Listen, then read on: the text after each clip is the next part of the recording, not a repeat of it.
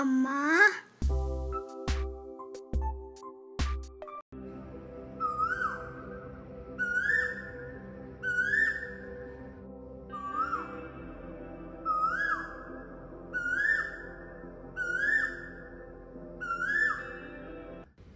Hi friends, good afternoon. Welcome back to my channel. ఎలా ఉన్నారు friends మీరందరూ? నేనైతే చాలా బాగున్నాను. ఈరోజు ఈ వీడియోలో నా మార్నింగ్ రొటీన్ని నేను మీతో షేర్ చేస్తున్నాను.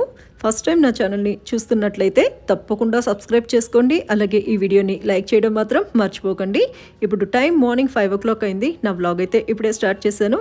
నేను మార్నింగ్ 4:30కి నిద్ర లేచి ఇల్లు ఊడ్చుకొని ఇంకా స్నానం కూడా చేసేసానండి. ఇంకా రెడీ అయిపోయి పూజ కూడా చేసుకుంటాను. మన వ్యూవర్స్లో కొంతమంది కమెంట్స్లో అడిగారు నైటీ వేసుకొని పూజ చేసుకోవచ్చా అని. కొంతమంది నైటీ వేసుకొని పూజ చేసుకోకూడదు అంటారండి. నేనైతే అది బిలీవ్ చేయను. మనం పూజ ప్రశాంతంగా భక్తితో చేసుకుంటే చాలు అని నేను అనుకుంటాను. అంటే స్నానం చేసిన వెంటనే మనం ఇవన్నీ కూడా వాష్ చేసిన నైటీనే కదండి. మనం నిన్న వేసుకున్న నైటీ అయితే వేసుకొని పూజ చేసుకోం కదా. కాబట్టి శ్రద్ధతో భక్తితో పూజ చేసుకుంటే చాలు అని నేను అనుకుంటాను. ఇప్పుడు నేను ఇడ్లీ బ్యాటర్ని ప్రిపేర్ చేస్తున్నాను. దీనికోసం 4 cups ఇడ్లీ రైస్ తీసుకుంటున్నాను. అంటే ఇడ్లీ రవ్వతో కూడా చేసుకోవచ్చు, కాకపోతే నాకు ఇడ్లీ రైస్తోనే అలవాటు అండి. ఇడ్లీ రైస్తోనే బాగుంటుంది. నేను 4 cups రైస్ తీసుకున్నాను. ఈ 4 cups రైస్కి 1 cup మినపప్పు వేసుకుంటున్నాను. అంటే 1 cup రైస్కి 1/2 cup మినపప్పు వేసుకోవాలి. ఇప్పుడు ఇందులో 1/2 cup అటుకులు వేసుకున్నాను. ఇప్పుడు ఇందులో 2 spoons పచ్చిశనగపప్పు వేసుకుంటున్నాను. నేను సేమ్ బ్యాటర్తో దోశలు కూడా వేసుకుంటానండి. పచ్చిశనగపప్పు వేసుకోవటం వల్ల మనకు దోశలు మంచి కలర్లోకి వస్తాయి. ఇప్పుడు ఇందులో 1 spoon మెంతులు కూడా వేసుకుంటున్నాను. మెంతులు కంపల్సరీ వేసుకోవాలండి. ఇప్పుడు దీన్ని నీట్గా వాష్ చేసేసుకొని మొత్తం వాటర్ వేసేసుకొని 6 to 8 hours నానబెట్టి పెట్టుకోవాలి. నేను నైట్ నానబెట్టి పెట్టానండి. ఇప్పుడు మార్నింగ్ పూజకు ముందు నేను గ్రైండర్ ఆన్ చేసేస్తాను. సేమ్ బ్యాటర్తో నేను ఇడ్లీ, దోశ, పడ్డు, ఇంకా ఊతప్పం, బోండా ఇవన్నీ కూడా సేమ్ బ్యాటర్తో ప్రిపేర్ చేసుకుంటాను. అంటే ఒకసారి మనం బ్యాటర్ ప్రిపేర్ చేసుకొని ఫ్రిడ్జ్లో స్టోర్ చేసుకుంటే 1 week వరకు మనకు బ్రేక్ఫాస్ట్కి అసలు టెన్షన్ పడాల్సిన అవసరం కూడా ఉండదండి. రోజు ఒక్కొక్క వెరైటీ అయితే మనం చేసుకోవచ్చు. నేను అల్ట్రా వెట్ గ్రైండర్ని యూజ్ చేస్తానండి. ఇందులో 25 to 30 minutesకి మనకి బ్యాటర్ అయితే రెడీ అవుతుంది. నేను పూజకు ముందు ఇది మొత్తం కూడా గ్రైండర్లో వేసేసి ఇంకా నేను పూజ చేసుకుంటాను. నా పూజ కంప్లీట్ అయ్యేసరికి బ్యాటర్ కూడా రెడీ అవుతుంది. మనం నానబెట్టుకున్న ఆ వాటర్ ఉంది కదండి, అది పడేయకుండా మధ్యలో కొంచెంగా వాటర్ని వేసుకుంటూ గ్రైండ్ చేసుకోవాలి.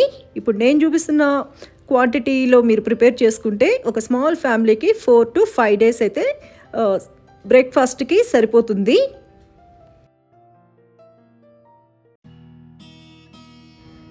నా మార్నింగ్ పూజ కంప్లీట్ అయింది.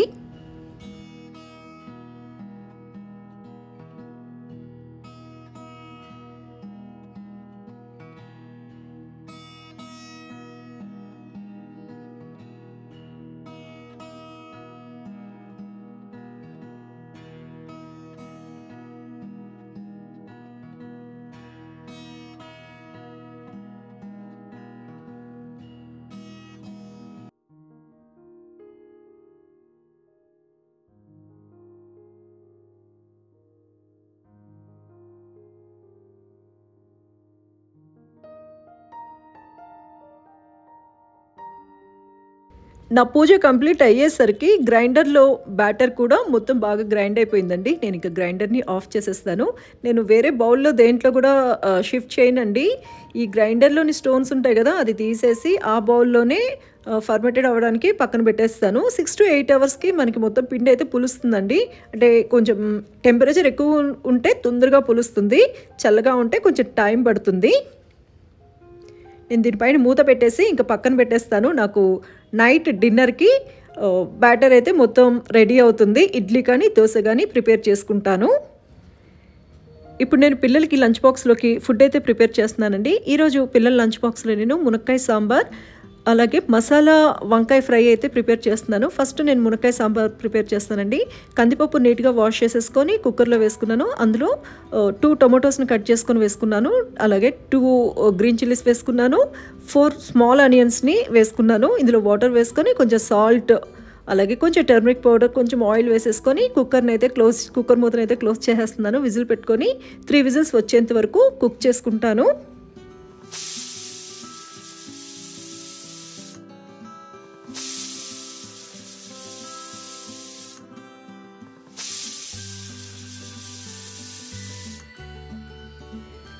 3 విజిల్స్ వచ్చేసాయండి. ప్రెషర్ పోయిన తర్వాత నేను కుక్కర్ మూతనైతే ఓపెన్ చేస్తున్నాను. దీని మొత్తాన్ని కూడా బాగా మ్యాష్ చేసేసుకోవాలి. యాక్చువల్గా నేను ఇవన్నీ వేసిన వీడియో క్లిప్పింగ్ మిస్ అయిందండి. బై మిస్టేక్లీ అది డిలీట్ అయిపోయింది. ఈ రకంగా మొత్తం కూడా బాగా మ్యాష్ చేసేసుకోవాలి. ఇప్పుడు స్టవ్ పై కడాయి పెట్టుకున్నాను. ఇందులో కొంచెం ఆయిల్ వేసుకున్నాను. ఆయిల్ బాగా హీట్ అవ్వాలి. ఆయిల్ హీట్ అయిపోయిందండి. ఇప్పుడు ఇందులో ఆవాలు, జీలకర్ర, పచ్చిశనగపప్పు, మినప్పప్పు వేసుకున్నాను. అలాగే ఎండుమిర్చి వేసుకున్నాను. కొంచెం కరివేపాకు వేసుకున్నాను. ఇప్పుడు ఇందులో కొంచెం ఇంగువ వేసుకున్నాను. మొత్తం కూడా బాగా ఫ్రై చేసుకోవాలి. ఇది మొత్తం ఫ్రై అయిపోయిందండి. ఇప్పుడు ఇందులో ఒక స్మాల్ ఆనియన్ని కట్ చేసుకుని వేసుకున్నాను. ఈ ఆనియన్ని కూడా ఫ్రై చేసుకోవాలి. ఇప్పుడు ఇందులో మునక్కాయ ముక్కలు వేసుకున్నాను. ఒక 1 మినిట్ ఈ మునక్కాయ ముక్కల్ని కూడా ఫ్రై చేసుకోవాలి.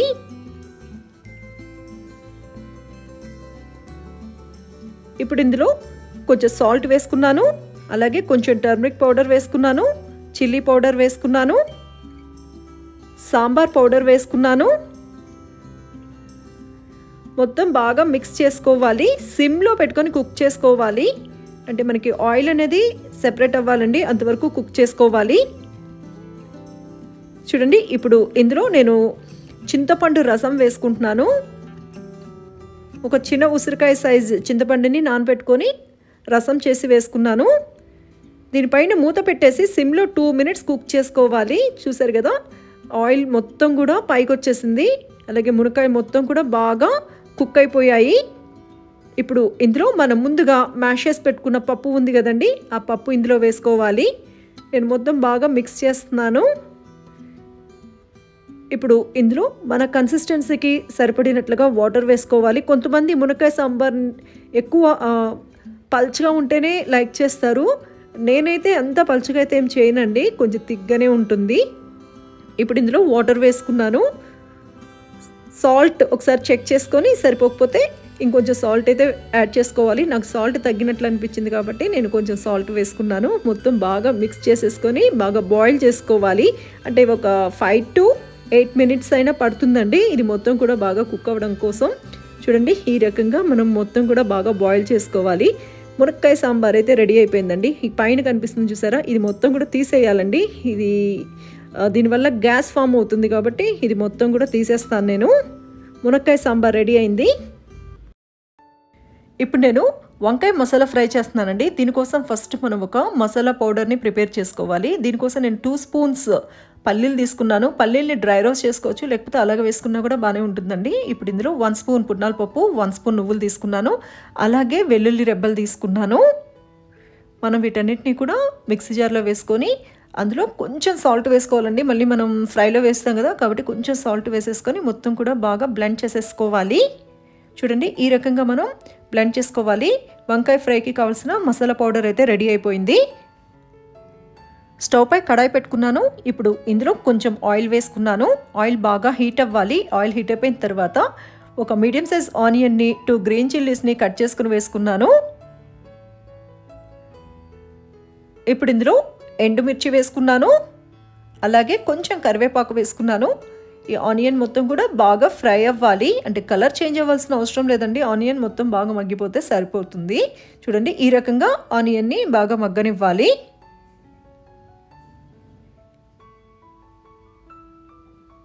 ఆనియన్ మొత్తం కూడా ఫ్రై అయిందండి. ఇప్పుడు ఇందులో కట్ చేసుకున్న వంకాయ ముక్కలు వేసుకున్నాను. నేను చిన్న సైజు వంకాయలు ఉంటాయి కదండి, గుత్తి వంకాయలు, ఆ వంకాయల్ని ఒక్కొక్క వంకాయని 4 ముక్కలుగా చేసుకున్నాను. దానిపైన తొడిమిని అలాగే ఉంచానండి. ఇలా తొడిమి ఉంచుకొని చేసుకుంటే టేస్ట్ చాలా బాగుంటుంది. మరీ సన్నగా కట్ చేయకండి. ఒక వంకాయని 4 పీసెస్గా కట్ చేసుకుంటే సరిపోతుంది. ఇప్పుడు ఇందులో సరిపడినంత సాల్ట్ వేసుకున్నాను. అలాగే టర్మరిక్ పౌడర్ వేసుకున్నాను. మొత్తం కూడా బాగా మిక్స్ చేసేసుకోవాలి. తొడిమిలతోనే చేసుకోండి, చాలా టేస్టీగా ఉంటుంది. దీనిపైన మూత పెట్టేసి సిమ్లో వంకాయల్ని బాగా మగ్గనివ్వాలి. చూడండి, వంకాయ మొత్తం కూడా బాగా మగ్గిపోయింది. నేను మొత్తం కూడా ఒకసారి బాగా మిక్స్ చేస్తున్నాను. ఇప్పుడు ఇందులో మనం ముందుగా ప్రిపేర్ చేసి పెట్టుకున్న మసాలా పౌడర్ ఉంది కదండి, ఆ మసాలా పౌడర్ని వేసుకున్నాను. ఒకసారి బాగా మిక్స్ చేసేసుకోవాలి. కొంచెం ఎక్కువ క్వాంటిటీలో కూడా ప్రిపేర్ చేసుకొని ఫ్రిడ్జ్లో స్టోర్ చేసుకోవచ్చు. ఇప్పుడు ఇందులో సరిపడినంత చిల్లీ పౌడర్ వేసుకున్నాను. మొత్తం బాగా మిక్స్ చేసుకోవాలి. సిమ్లో ఒక 2 మినిట్స్ ఇలాగే ఫ్రై చేసుకోవాలి. మీకు కావాలంటే పల్లీల్ని డ్రై రోస్ట్ చేసుకోవచ్చు. నేనైతే డ్రై రోస్ట్ చేయలేదండి, అలాగే వేసుకున్నాను. అలా వేసుకున్నా కూడా టేస్ట్ బాగుంది. ఎంతో టేస్టీగా ఉండే వంకాయ మసాలా ఫ్రై రెడీ అయిందండి. చాలా ఈజీగా ప్రిపేర్ చేసుకోవచ్చు. టేస్ట్ అయితే చాలా బాగుంటుంది. సాంబార్కి కానీ రసంకి సైడ్ డిష్గా తీసుకోవచ్చు. అలాగే చపాతీకి కూడా సూపర్ కాంబినేషన్ అని చెప్పొచ్చు. మీరు కూడా ఒకసారి తప్పకుండా ట్రై చేయండి. ట్రై చేసి టేస్ట్ ఎలా ఉంది అనేది నాతో షేర్ చేసుకోండి. పిల్లల లంచ్ బాక్సెస్ కూడా ప్యాక్ చేసేసానండి. స్నాక్ బ్రేక్ కోసం డ్రాగన్ ఫ్రూట్ని కట్ చేసి ఇచ్చాను. అలాగే అంజీర్ కూడా ఇస్తున్నాను. లంచ్ బ్రేక్లోకి మునక్కాయ సాంబార్ని రైస్లో మిక్స్ చేసేసానండి. మిక్స్ చేసి ఇచ్చేసాను. అంటే పిల్లలు కలుపుకోవడం కష్టం కాబట్టి ఇలా మిక్స్ చేసేసి పైన కొంచెం సాంబార్ని అలాగే వేసి ఇచ్చేసాను. దీనివల్ల పిల్లలు తినే టైం వరకు రైస్ అనేది గట్టిగా అవ్వకుండా జ్యూసీగా ఉంటుంది. ఈ మునక్కాయ సాంబార్కి కాంబినేషన్గా వంకాయ మసాలా ఫ్రై కూడా లంచ్ బాక్స్లోకి అయితే ప్యాక్ చేసేసాను. ఇదేనండి ఈరోజు మా పిల్లల లంచ్ బాక్స్లోకి నేను ప్రిపేర్ చేసింది. ఈ రెసిపీస్ తెలియకపోతే మీరు కూడా ఒకసారి తప్పకుండా ట్రై చేయండి. ట్రై చేసి టేస్ట్ ఎలా ఉంది అనేది నాతో షేర్ చేసుకోండి. పిల్లల లంచ్ బ్యాగ్స్ కూడా రెడీ అండి. పిల్లలు కూడా స్కూల్కి రెడీ అయ్యారు. మనం ముందు రోజు నైటే నెక్స్ట్ డే మార్నింగ్ పిల్లలకి లంచ్ బాక్స్లో ఏమి ఇవ్వాలి అనేది ముందే ప్లాన్ చేసేసుకున్నాం అనుకోండి, మార్నింగ్ ఈజీగా ఎలాంటి టెన్షన్ లేకుండా అన్నీ ప్రిపేర్ చేసేసుకోవచ్చు. నేనైతే నోట్ చేసి పెట్టేసుకుంటానండి. దీనివల్ల మార్నింగ్ టెన్షన్ లేకుండా పిల్లలకి కావాల్సినవి అన్నీ కూడా నేను రెడీ చేసి పెట్టేస్తాను. పిల్లలు స్కూల్కి అయితే రెడీ అయ్యారండి. నేను కాఫీ కూడా ప్రిపేర్ చేశాను. ఇంకా కాఫీ తాగుతూ కొంచెంసేపు అయితే నేను రిలాక్స్ అవుతాను.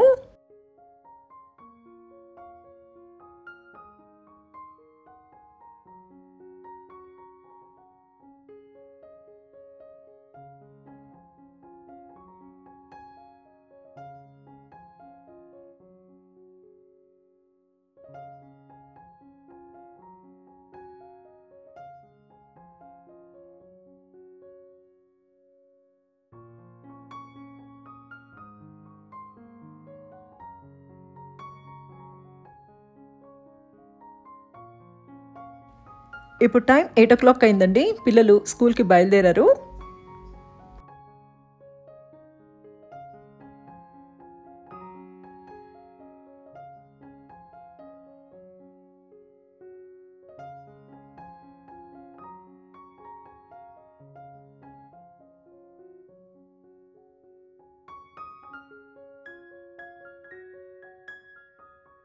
పిల్లలు స్కూల్కి వెళ్ళిపోయారండి.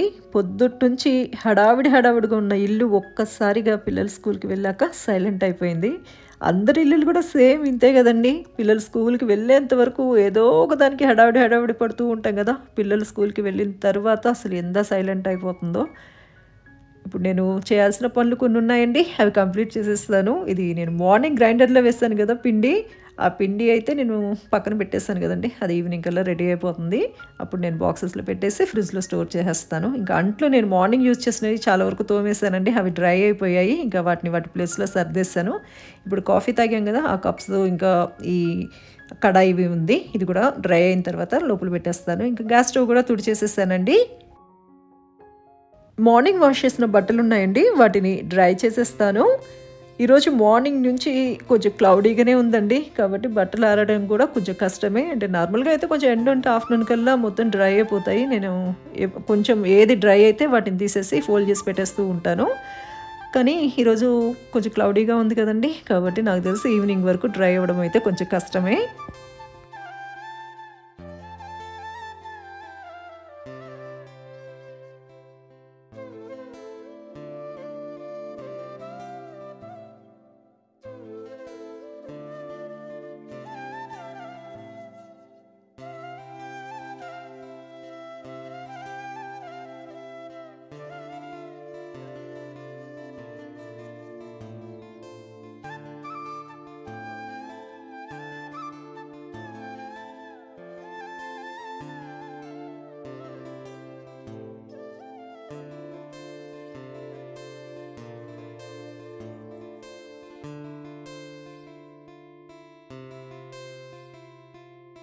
ఇప్పుడు డైలీ బట్టలు అయితే వాష్ చేస్తూ ఉన్నానండి. ఇంతకుముందు అయితే 2 డేస్కి ఒకసారి అట్లా వాష్ చేసేదాన్ని.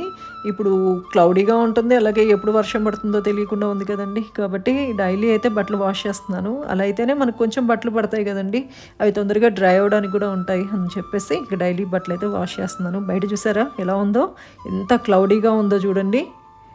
నాకైతే ఏదైనా స్పైసీగా ఏదైనా చేసుకొని తినాలనిపిస్తుంది. చూస్తాను, ఏమన్నా చేసుకోవడానికి ట్రై చేస్తాను. ఇంకా మార్నింగ్ నేను చేయాల్సిన పనులన్నీ కూడా మ్యాక్సిమం కంప్లీట్ అయిపోయాయండి. ఇల్లు కూడా నీట్గా ఒకసారి సర్ది పెట్టేసేసాను. పిల్లలు స్కూల్కి వెళ్ళిపోయిన తర్వాతేనండి ఇవన్నీ మనకి కుదిరే. ఈ పిల్లలు ఉన్నప్పుడు అంతా సర్దుకున్నా కూడా మళ్ళీ నార్మలే కదండి. కాబట్టి పిల్లలు స్కూల్కి వెళ్ళిన తర్వాత ఇంకా బట్టలు ఆరేసేసుకొని ఇల్లు కూడా నీట్గా క్లీన్ చేసేసుకున్నాను. ఈ బెడ్రూమ్లో కూడా బెడ్షీట్ అంతా కూడా నీట్గా సర్ది పెట్టేస్తాను. అంటే నార్మల్గా నిద్రలు వచ్చిన వెంటనే బెడ్ అయితే నీట్గా సర్ది పెట్టేస్తాము. కాకపోతే మళ్ళీ పిల్లలు స్కూల్కి వెళ్ళిన తర్వాత ఒకసారి మళ్ళీ సర్దుతాను. అంటే పిల్లలు యూనిఫామ్స్ అన్నీ ఇక్కడే వేసుకుంటూ ఉంటారు కదా, బెడ్ మొత్తం మళ్ళీ ఇది అవుతుంది కదండి. కాబట్టి మళ్ళీ నీట్గా అంతా సర్ది పెట్టేస్తాను. అలాగే ఈ బెడ్రూమ్ కూడా క్లీన్ చేసేసాను. కిచెన్ అయితే నేను ఎప్పుడు యూజ్ చేసినప్పుడు తోమేసుకుంటాను కాబట్టి కిచెన్ ఎప్పుడూ నీట్గానే ఉంటుంది. ఇంకా మన గార్డెన్ చూపిస్తాను రండి.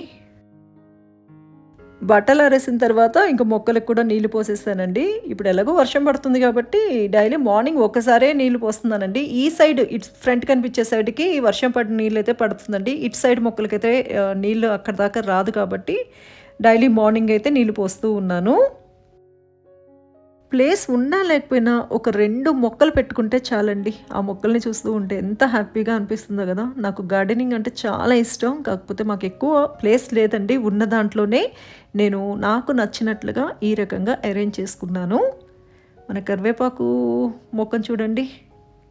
ఇదైతే నేను రెగ్యులర్గా ఇందులో ఈ ఆకులైతే యూజ్ చేయనండి, ఎమర్జెన్సీకి యూజ్ చేస్తాను అంతే. డైలీ మనం కట్ చేసేసామనుకోండి ఇంకా చెట్టు కూడా ఉండదు కదా. అందుకని చెప్పేసి నేను ఎమర్జెన్సీకి ఇంట్లో ఇంకా కరివేపాకు లేదంటేనే ఇందులోది యూజ్ చేస్తాను.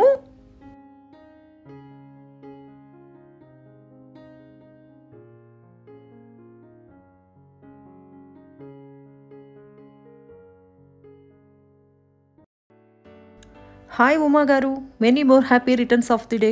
మీకు మీ సిస్టర్ సరస్వతి గారి తరపు నుంచి, అలాగే మన తెలుగు మామ్ ఫ్యామిలీ తరపు నుంచి పుట్టినరోజు శుభాకాంక్షలు. ఇలాంటి పుట్టినరోజుల్ని మరెన్నో జరుపుకోవాలని మనస్ఫూర్తిగా కోరుకుంటున్నాను. Once again happy birthday, stay blessed. ఈరోజు ఆఫ్టర్నూన్ లంచ్కి అయితే మా హస్బెండ్ రావటం లేదండి. కాబట్టి నేను పిల్లల లంచ్ బాక్స్కి అలాగే నాకు కొంచెమే మార్నింగ్ కుక్ చేశాను. ఇప్పుడు ఈ రైస్తో నేను తాలింపు రైస్ అయితే ప్రిపేర్ చేద్దాం అనుకుంటున్నాను. బయట క్లైమేట్ కూడా చల్లగా ఉంది కదా, కాబట్టి తాలింపు రైస్ అయితే బాగుంటుందని ఇప్పుడు తాలింపు రైస్ అయితే ప్రిపేర్ చేస్తున్నాను. ఫస్ట్ నేను ఈ చిన్న రోట్లో కొంచెం గార్లిక్ని అయితే క్రష్ చేసుకున్నాను. అంటే మరీ ఫైన్ పేస్ట్ లాగా కాకుండా కచ్చా పచ్చాగా దంచుకున్నాను. ఇప్పుడు స్టవ్ పై కడాయి పెట్టుకొని ఇందులో గీ వేసుకున్నాను. తాలింపు రైస్ని మనం గీతో చేసుకుంటే టేస్ట్ చాలా బాగుంటుంది. ఈ గీ మొత్తం కూడా బాగా మెల్ట్ అవ్వాలి. ఇది మొత్తం మెల్ట్ అయిపోయిందండి. ఇప్పుడు ఇందులో ఆవాలు, జీలకర్ర, పచ్చిశనగపప్పు, మినపప్పు వేసుకున్నాను, ఎండుమిర్చి వేసుకున్నాను. ఫస్ట్ మనం వీటిని బాగా ఫ్రై చేసుకోవాలి. ఈ తాలింపు రైస్ని మనం పిల్లలకి లంచ్ బాక్స్లో కూడా ఇవ్వచ్చండి. ఇప్పుడు ఇందులో మనం ముందుగా క్రష్ చేసి పెట్టుకున్న వెల్లుల్లి ఉంది కదండి, ఆ వెల్లుల్లి వేసుకోవాలి. ఇలా కొంచెం కచ్చాపచ్చగా వేసుకుంటే మనకి ఫ్లేవర్ కూడా చాలా బాగుంటుంది, టేస్ట్ కూడా బాగుంటుంది. వెల్లుల్లిని కూడా ఫ్రై చేసుకోవాలి. ఇప్పుడు ఇందులో 2 స్పూన్స్ పల్లీలు వేసుకున్నాను. ఈ పల్లీల్ని కూడా బాగా ఫ్రై చేసుకోవాలి. ఇంకా కావాలి అంటే కాజు కూడా వేసుకోవచ్చు. ఇప్పుడు ఇందులో కరివేపాకు వేసుకున్నాను. ఈ కరివేపాకు కూడా ఫ్రై అవ్వాలి. చూడండి మొత్తం బాగా ఫ్రై అయిపోయాయి. ఇప్పుడు ఇందులో కొంచెం ఇంగువ వేసుకున్నాను, అలాగే సరిపడినంత సాల్ట్ వేసుకున్నాను, చిల్లీ పౌడర్ వేసుకున్నాను, కొంచెం ధనియా పౌడర్ కూడా వేసుకున్నాను. మొత్తం బాగా మిక్స్ చేసేసుకోవాలి. ఇప్పుడు ఇందులో ముందుగా కుక్ చేసి పెట్టుకున్న రైస్ వేసుకొని మొత్తం కూడా బాగా మిక్స్ చేస్తున్నాను.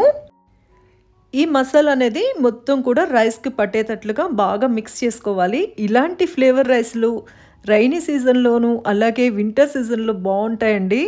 అలాంటి టైంలో మనకు కొంచెం ఏదైనా స్పైసీగా తినాలనిపిస్తుంది కదా, ఆ టైంలో ఇంట్లో వెజిటబుల్స్ లేకపోయినా మనం ఇలా ఈజీగా ప్రిపేర్ చేసుకోవచ్చు. చాలా టేస్టీగా ఉంటుంది ఫ్రెండ్స్. తాలింపు రైస్ అయితే రెడీ అయింది. ఎంతో టేస్టీగా ఉండి తాలింపు రైస్ రెడీ అయిందండి. దీనికి సైడ్ డిష్ కూడా ఏమీ అవసరం లేదు, అలాగే తినేసేయచ్చు. కావాలనుకుంటే ఆమ్లెట్ వేసుకోవచ్చు, లేకపోతే పాపడ్ కానీ వడియాలు ఏదన్నా సర్వ్ చేసుకోవచ్చు. మీరు కూడా తప్పకుండా ట్రై చేయండి. ట్రై చేసి టేస్ట్ ఎలా ఉంది అనేది నాతో షేర్ చేసుకోండి. ఇది ఫ్రెండ్స్ ఈరోజు నా సింపుల్ రొటీన్. ఎలా ఉంది వీడియో? మీకు నచ్చిందా? ఈ వీడియో కనుక మీకు నచ్చితే నా వీడియోని లైక్ చేయండి, షేర్ చేయండి, కామెంట్ చేయండి. అలాగే నా ఛానల్ని ఇంతవరకు సబ్స్క్రైబ్ చేసుకోకపోతే తప్పకుండా సబ్స్క్రైబ్ చేసుకోండి. Thanks for watching.